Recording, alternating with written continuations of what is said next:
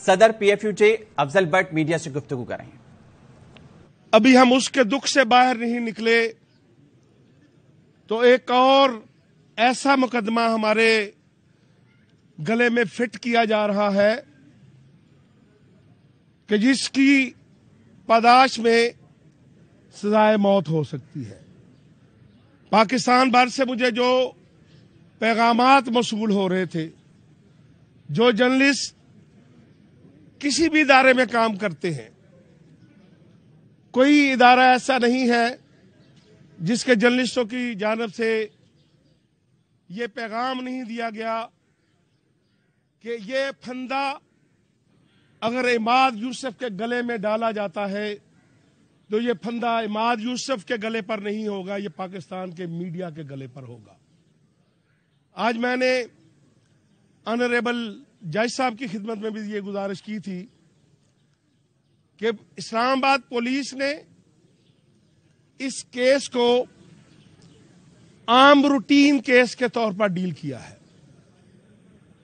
میں نے بتایا کہ ہم انویسٹیگیشن آفیسر کے پاس خود گئے، انہیں بتایا کہ بھائی یہ کوئی قتل کا کیس نہیں ہے، یہ چوری یا ڈکیتی کا کیس نہیں ہے، یہ پاکستان میں ایک جرنلسٹ کے خلاف اپنی نوعیت کا پہلا مقدمہ ہے جس نے پریسیڈنٹ بننا ہے، مثال بننا ہے آئندہ کے لیے۔ اگر آج ایک جرنلسٹ کے خلاف ایسے مقدمے میں فرد جرم عائد ہو جاتی ہے جس میں سزائے موت یا عمر قید ہو سکتی ہے، تو کل یہ پھندا کسی دوسرے رپورٹر کے گلے میں آ سکتا ہے، کسی سب ایڈیٹر کے گلے میں آ سکتا ہے، کسی کنٹرولر نیوز کے گلے میں آ سکتا ہے، کسی نیوز اینکر یا اینکر پرسن کے گلے میں آ سکتا ہے۔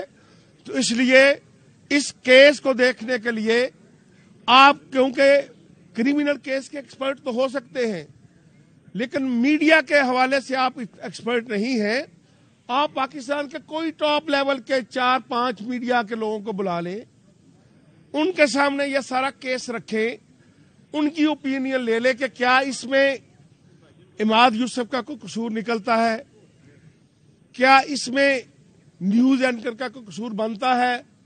اگر وہ لوگ کہہ دیں آپ کو، ہمیں قصوروار ٹھہرا دیں، تو ہم یہ بات ماننے کے لیے تیار ہیں۔ لیکن مجھے بڑی حیرانگی ہے کہ اسلام آباد میں بم دھماکوں کے کیسز سال ہا سال سے اسلام آباد کے تھانوں میں موجود ہیں، کسی مقدمے کا چالان اتنی سرعت کے ساتھ F-16 کی سپیڈ سے کبھی عدالت میں نہیں بھیجا گیا۔ اسلام آباد میں رونما ہونے والے بڑی بڑی ڈکیتیوں کے، دہشت گردی کی فائلیں سال ہا سال سے اسلام آباد کے تھانوں کی الماریاں بھری پڑی ہیں۔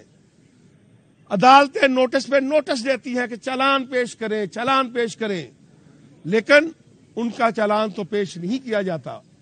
لیکن اس کیس میں، جس میں ایک جرنلسٹ کے گلے میں پھندا فٹ کیا جا رہا ہے، ہمیں اپنے اس عماد یوسف کے اس پروفیشن کے حوالے سے آج بھی میں کہنا چاہتا ہوں، وفاقی وزیر اطلاعات و نشریات، میں ان کے پاس بھی گیا تھا، کہ ہمیں محسوس ہوتا ہے کہ آپ کی حکومت کے پریشر پر اسلام آباد کی پولیس کی دوڑیں لگی ہوئی ہے کہ ہم کس طرح جلد از جلد یہ کیس لے کر عدالت میں جائیں اور عماد یوسف کے گلے میں یہ پھندا فٹ کر سکیں۔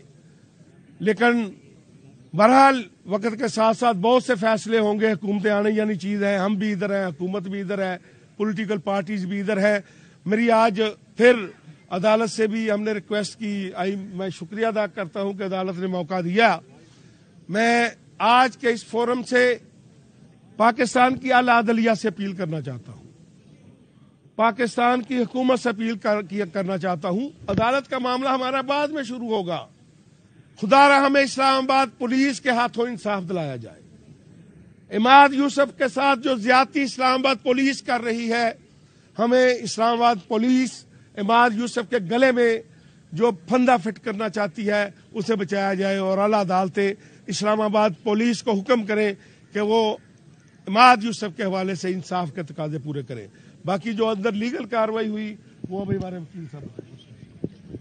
تھینک یو ویری مچ جی. بسم اللہ الرحمن الرحیم.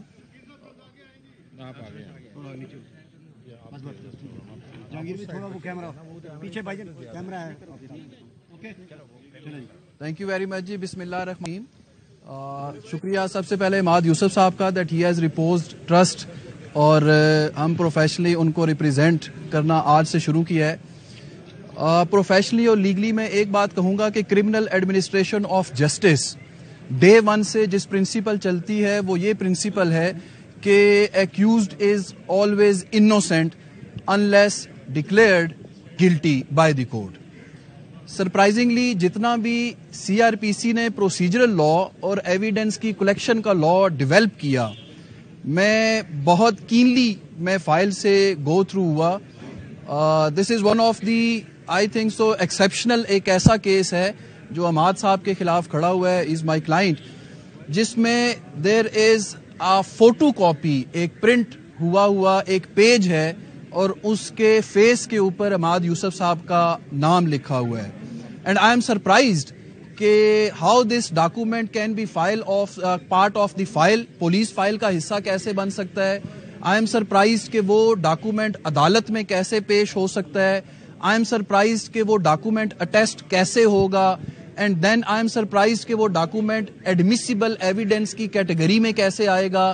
And then I am surprised کہ وہ جو ڈاکومنٹ ہے اس کو ایک ڈاکومنٹ, پروفڈ ڈاکومنٹ اور ایڈمیسیبل ڈاکومنٹ کیسے تصور کیا جائے گا. اس پوری چیز کے حوالے سے جتنا بھی لا ڈیولپ ہوا, اب اس میں اتنے اسٹیبلشڈ پرنسپلز آ گئے ہیں کہ بہت انیشیل سٹیج کے اوپر عدالت نے, معزز عدالت نے یہ دیکھنا ہے کہ وہ کون سا ایویڈنس ہے, آیا وہ ایڈمیسیبل ہے بھی ہے کہ نہیں, جس کی بیس کے اوپر کیس کو ڈیولپ کیا گیا ہے. تو we have start working on this. اللہ تعالیٰ کرم فرمائے گا. آئی ایم سو ڈیٹرمنڈ کہ جو ایویڈنس اس وقت تک میں نے دیکھی ہے فائل میں, that evidence has no roots, ان کا کوئی اسٹرینتھ نہیں ہے, وہ ایڈمیسیبل کی کیٹیگری میں بھی نہیں آتے ہیں.